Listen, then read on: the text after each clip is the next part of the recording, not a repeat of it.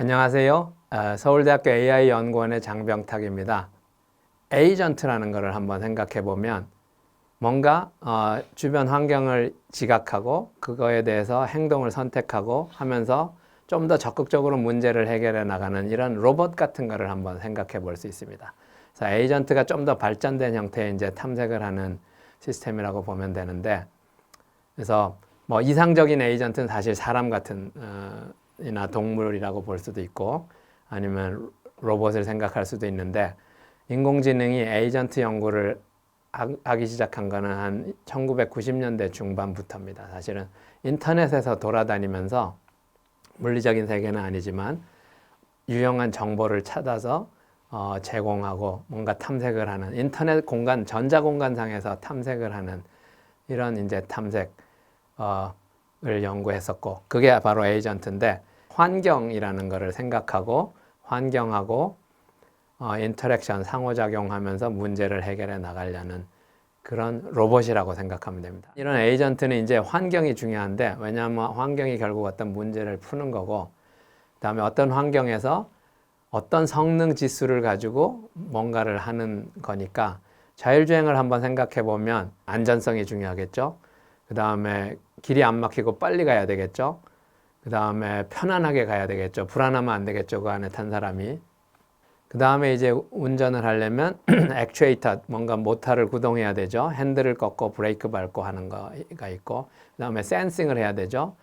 앞면에 이제 보행자가 가는지 알아봐야 되고, 길이 막히면은 미리 알아보고 돌아갈 생각을 해야 되고. 그래서 환경을 이해하고 지각해서 경로를 바꿔가면서 탐색을 적극적으로 물리적인 세계에서 해서 목표에 도달하는 아주 이상적인 인공지능 에이전트 중에 하나가 자율주행 자동차라고 볼 수 있습니다. 물론 아직 이게 완전히 구현되지는 않았습니다. 너무나 어려운 문제이기 때문에. 그래서 이런 거를 생각하면서 이제 만든 게 좀 더 현실적으로 지금 응용되고 있는 것, 다양한 에이전트들이 있는데 주로 인터넷상에서 돌아다니면서 합니다. 예를 들면 쇼핑해주는 에이전트가 있어요. 인터넷을 돌아다니면서 쇼핑몰을 검색해가지고 인공지능 에이전트가 고객 대신에 좋은 물건, 값싼 물건을 골라서 고객한테 제공해주는 이런 인터넷 쇼핑 에이전트. 꼭 물리적인 세계가 아니어도 에이전트는 가상세계에서, 전자세계에서 어떤 유용한 일을 해줍니다. 사실은 시리 뭐 이런 스마트폰에서 앱 형태로 나오는 에이전트들은 언어를 이해해가지고 명령어를 알아듣고 답을 찾아주는 이런 것도 에이전트입니다. 전형적인 에이전트입니다. 그래서 보면은 인공지능이 구현되면 에이전트라는 형태로 많은 것을 서비스를 하게 됩니다. 이런 서비스를 사람처럼 하려면 에이전트가 어떤 구조를 가져야 될 건가, 다양한 것들이 있는데, 기본적으로는 환경에서 정보가 오면 그걸 이해해가지고 뭔가 유저가 원하는 환경이 유저일 수도 있죠. 어떤 경우에 어떤 정보를 제공한다. 이런 단순 에이전트도 있고, 게임이나 이런 거 생각해 보면 목표가 있죠. 상대방을 제압해야 되고 이겨야 되는 목표 상태로 가기 위해서 짧은 경로를 찾아내는 목표 기반 에이전트도 있고, 그 다음에 단순히 목표에만 가는 게 아니고 중간 과정에서 얼마나 좋은지 효용 기반 아니면 가치라고도 하는데 좋은 정도를 평가해 가지고 가는 에이전트, 탐색하는 도중에 다시 학습을 하는 에이전트도 있습니다.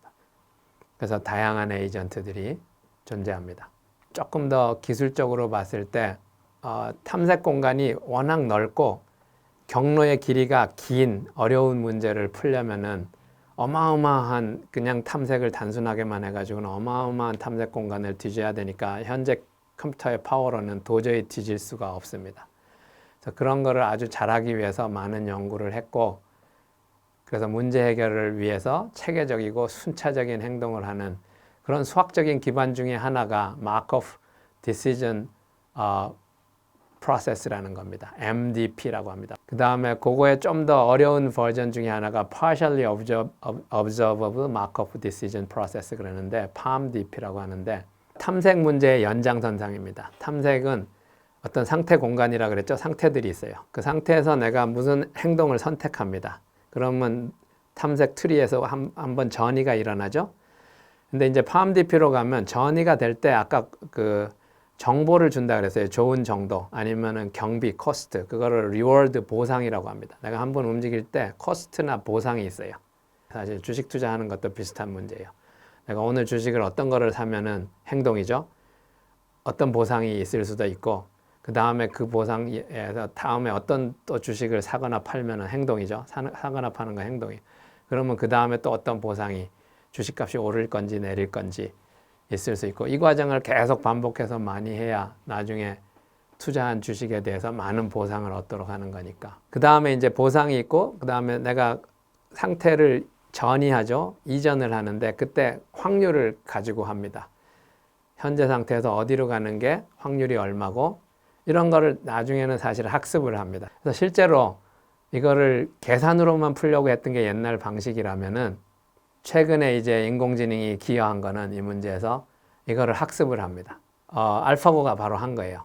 그래서 바둑을 많이 두면서 계속 탐색을 해보면서 나중에 결국 이기게 되면 그걸 좋다는 걸 알아낸 거고, 그 이긴 수에 대해서 유틸리티 값을 돌아다니면서 계속 업데이트를 합니다. 변경을 해줘요. 그래서 그 변경하는 시기, 사실은 요게 여러 가지 방식이 있는데, 이게 강화학습의 개념이에요. 그래서 보상을 주고 계속 좋은 방향으로 학습을 하는 거죠. TD 러닝은 시간차인데, 내가 한 수 가봤더니 좋은 정도가 평가되는 거하고, 현재 상태에서 그냥 생각한 거하고, 그 두 개가 차이 나는 정도를 줄여주도록 학습을 하는 게 TD 러닝이 하는 방법이에요.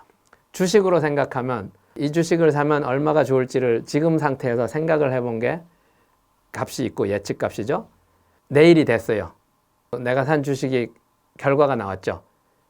그러면은 이제 어제 내가 생각해가지고 판단했던 좋은 정도하고 진짜 좋은 정도가 있죠. 그 두 개가 차이가 나겠죠. 그 경험을 다시 학습에 반영하는 게 TD 러닝이에요. 그거하고 거의 같은 방식으로 하는 게 이제 Q 러닝이라는 건데, Q 러닝은 상태에 대해서만 좋은 정도를 평가하는 게 아니고, 현재 상태에서 이런 행동을 했을 때 액션까지 고려해가지고 다양한 액션 중에 최대로 하나, 아까 미니맥스 알고리즘을 생각하면 됩니다. 두 개의 기본적인 아이디어는 지금 상태에서 내가 뭔가를 평가한 거하고, 그 다음에 한번 움직여가지고 평가한 거하고, 그 차이가 나는 정도를 줄여주도록 학습을 합니다. 그래서 한 수 앞을 내다보는 거를 계속 훈련을 하는 거예요. 그래서 강화학습을 통해서 하면 계속 학습을 하기 때문에 효율적으로 문제를 더 풀 수가 있습니다.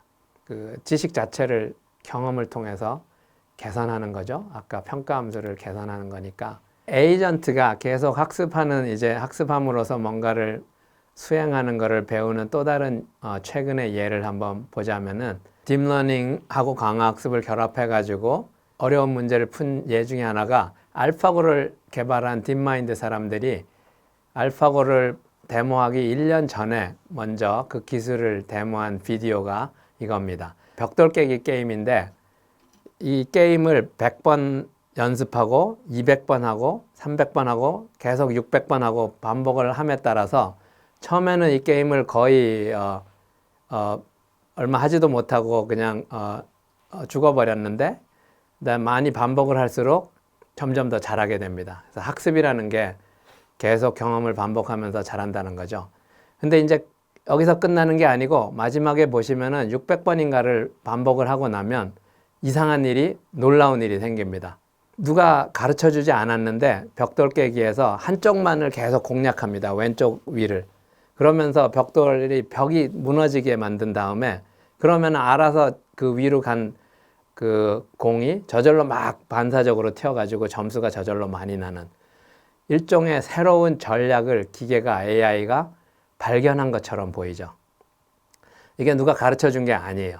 경험적으로 학습을 통해서 새로운 규칙을 찾아낸 겁니다. 에이전트가 문제 푸는 과정을 좀 더 이론적으로 형식화한 게 마커프 결정 과정 문제라는 거고, 그거를 잘 풀기 위해서 인공지능이 개발한 게 강화학습인데, 강화학습을 통해서 순차적인 의사결정 문제를 효율적으로 풀 수 있는 걸 알 수 있고, 에이전트가 이제 몸을 갖춰가지고 로봇 형태가 되면서 실제로 주변 환경을 좀 더 이해를 하고 센서를 가지고 환경을 변화시켜 가면서 능동적으로 우리 실생활에 가까운 문제를 해결해 줄 수도 있는 때가 올 수도 있을 것 같습니다.